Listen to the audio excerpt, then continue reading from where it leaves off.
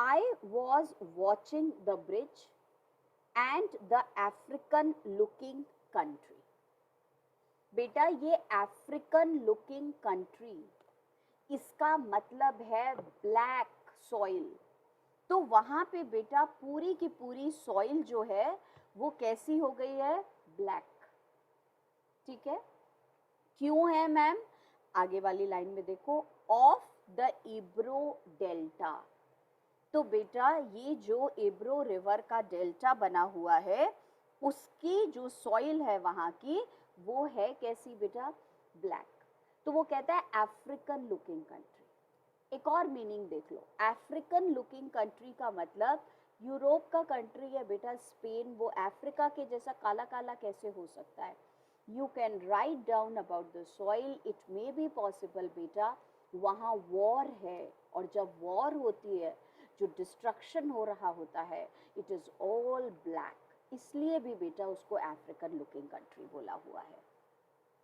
ठीक है, तो African looking country because of Ebro delta, black colour. अब बेटा हमने पढ़ा, इसमें लिखा हुआ है and wondering how long now it would be before we would see the enemy. और बेटा अब हमें लगा कि हमारे एनिमी शायद बस आने ही वाले हैं, मालूम नहीं कितनी देर और लगेगी। एनिमी बेटा आप समझ गए ना, जो टेररिस्ट्स हैं, जो उन्हीं के देश के बेटा वो हैं, क्या कहना चाहिए, जो फाइटर्स हैं, जो गवर्नमेंट के अगेंस्ट फाइट कर रहे हैं, वो हो गया बेटा। Then now it would be before we would see the enemy, and listening all the while for the first noises that would signal that ever mysterious, beta mysterious का मतलब लिखो strange event called contact, and the old man still sat there। अब बेटा जरा ध्यान से इसकी बात सुनो, वो जो सोल्जर है, हमारी स्टोरी का नरेटर है, उसकी ड्यूटी है बेटा ये देखने की कि एनिमीज कहाँ तक आ गए। उसकी ड्यूटी है बेटा ये देखने की कि ये जो सिविलियंस हैं ये सेफली ब्रिज को क्रॉस कर ले। तो बेटा वो पूरे अटेंशन से with his ears and with his eyes he is trying to see कि कोई एनिमी बस दिखाई तो नहीं दे रहा, और बेटा दिखाई देने से पहले वो सिग्नल की आवाज तो नहीं आ रही है जो कि ये बताएगा, इंडिकेट करेगा कि एनिमीज आ गए। और एनिमी के आने के बाद वो अजीब कांटेक्ट होता है, आमना सामना। जब दो एनिमीज बेटा यहाँ से वो टेररिस्ट और यहाँ से वो सोल्जर्स एक दूसरे का सामना करते हैं, तो बेटा it is very strange contact. Ma'am strange contact क्यों होगा, कांटेक्ट मतलब सामना तो हो रहा है, पर बेटा स्ट्रेंज का मतलब विच हैज डिफरेंट फीलिंग्स, तो इस वजह से उससे स्ट्रेंज बोला है। तो बेटा ये जो नरेटर है इसका पूरा ध्यान इस तरफ है कि एनिमीज की आवाज तो सुनाई नहीं दे रही, वो दिखाई तो नहीं दे रहे हैं, और ये यहीं पे बैठा हुआ है, और ओल्ड मैन उठने को तैयार नहीं है। अब ओल्ड मैन को अगर उठाना है तो थोड़ी सी बात करके उसको नॉर्मल करके फिर उसको वहां से उठाना है। What animals were they? I asked. उसने पूछा कौन से एनिमल्स है तुम्हारे पास, क्योंकि देखने में तो ये हर्ड्समैन भी नहीं लग रहा, देखने में तो ये शेफर्ड भी नहीं लग रहा, फिर ये कौन है। अब बेटा एक बात सुनो मैम, ऐसा लग रहा है कि नरेटर तो बहुत इंटरेस्टेड है बातें करने में। No, narrator is not at all interested in talking to him, but he is doing his duty. After talking a little while, he would ask him to go from there, you know. बेटा there were 3 animals altogether, और उसने जवाब दिया 3 animals मेरे पास। He explained 2 goats, 1 cat, and then there were 4 pairs of pigeons। बेटा 4 pair of pigeons का मतलब हो गया 8 कबूतर, और बेटा 8 कबूतर के साथ में 2 goats 9 10 और 1 cat बेटा 11 नंबर। तो टोटल कितने हो गए, 11 एनिमल्स हैं उसके पास। 4 pairs of pigeons, 1 cat and 2 goats। And you had to leave them, I asked। और तुम्हें उनको छोड़ के आना पड़ा। Yes, because of the artillery. बेटा आर्टिलरी का मतलब section of army that uses guns, वो तोप जो होती है, बिग गन्स। कहता है आर्टिलरी आ गई थी ना सैन कार्लोस में, तो आर्टिलरी आ गई थी मतलब वो वाली आर्मी आ गई थी जिसके पास बड़ी बड़ी गन्स होती है। The captain told me to go because of the artillery. और कैप्टन ने मुझे बोला कि मुझे जाना पड़ेगा बिकॉज आर्टिलरी आ गई, अब वहां पे कोई भी नहीं रुक सकता। तो I was the last one to move. And you have no family, और कोई परिवार में नहीं है तुम्हारे? I asked.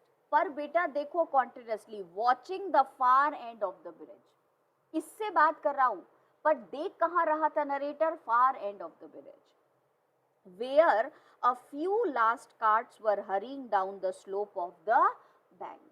और बेटा मैंने देखा कि वो जो कार्ट्स, म्यूल ड्रॉन कार्ट्स जो जा रही हैं, वो बिल्कुल दूसरी साइड तक सेफली पहुंच गई हैं बेटा।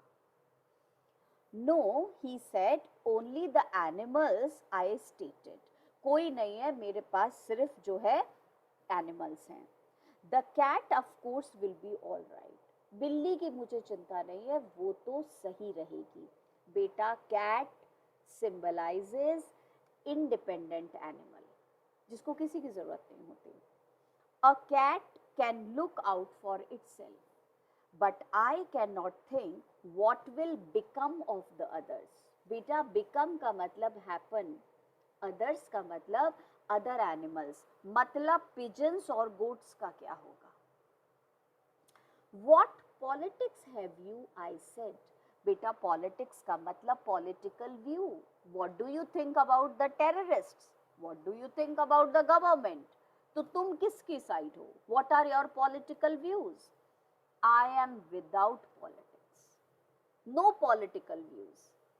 और बेटा ओल्ड मैन रिप्रेजेंट करता है वो सारे civilians who have no interest in politics, those who do not think about politics। बेटा ये वो सिविलियंस है जो सबसे ज्यादा अफेक्टेड होते हैं। जैसे बेटा यूक्रेन में वॉर चल रही है रशिया में, वो यूक्रेन में सोचो वो सारे लोग, उनको क्या पता था नाटो में जाना है नहीं जाना है, रशिया से दुश्मनी लेनी है नहीं लेनी है, जेलेंस्की कुछ कह रहे हैं नहीं कह रहे हैं।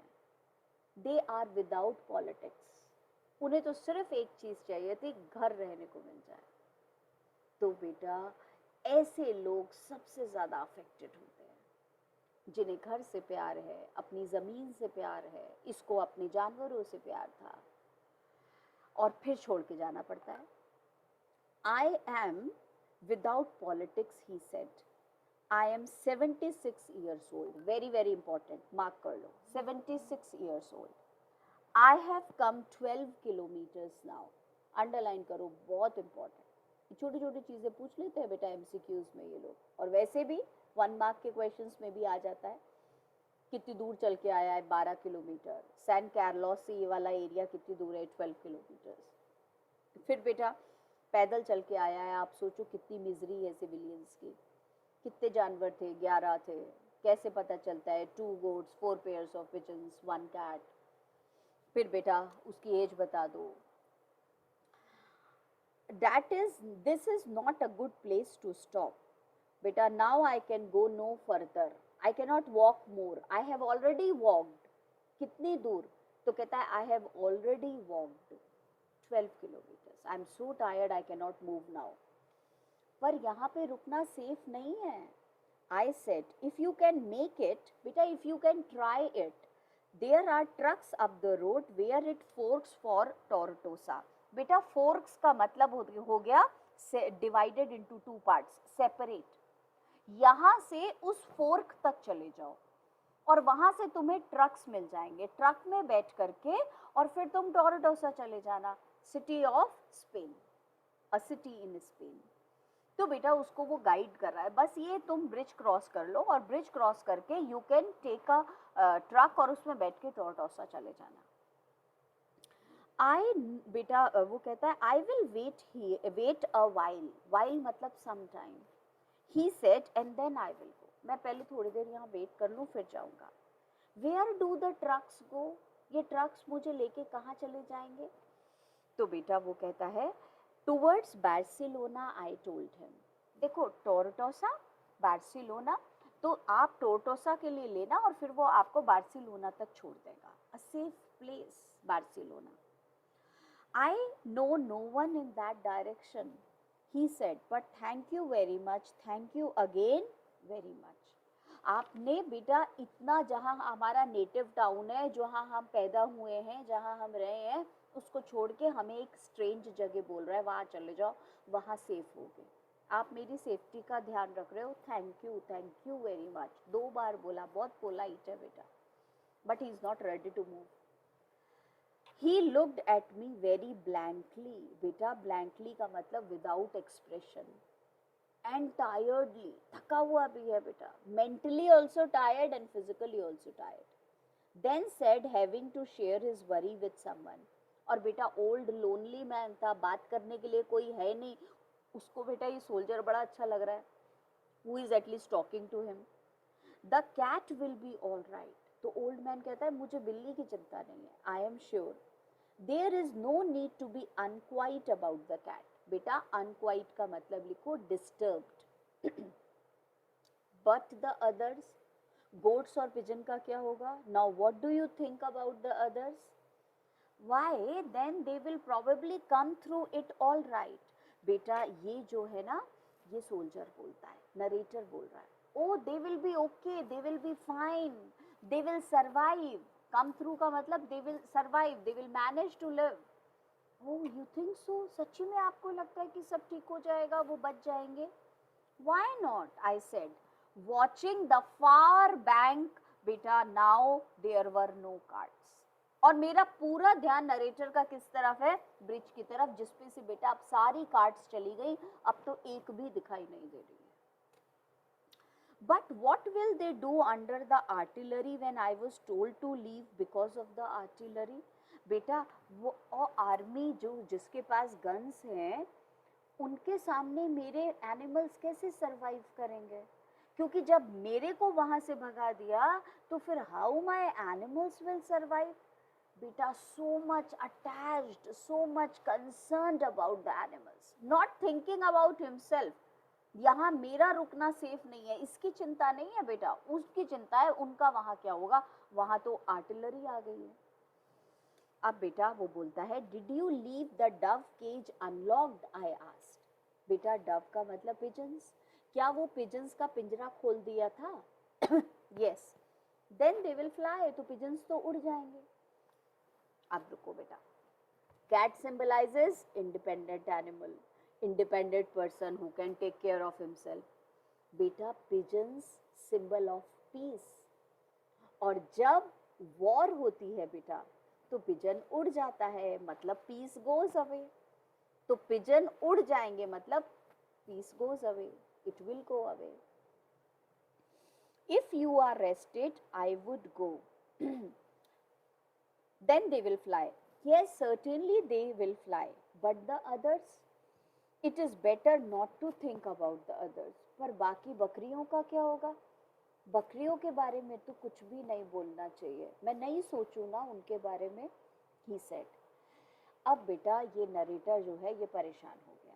कहता है if you are rested I would go. I urged का मतलब I asked. Get up and try to walk now.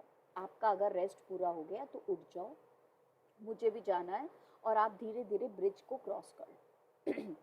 Thank you, he said, and got to his feet.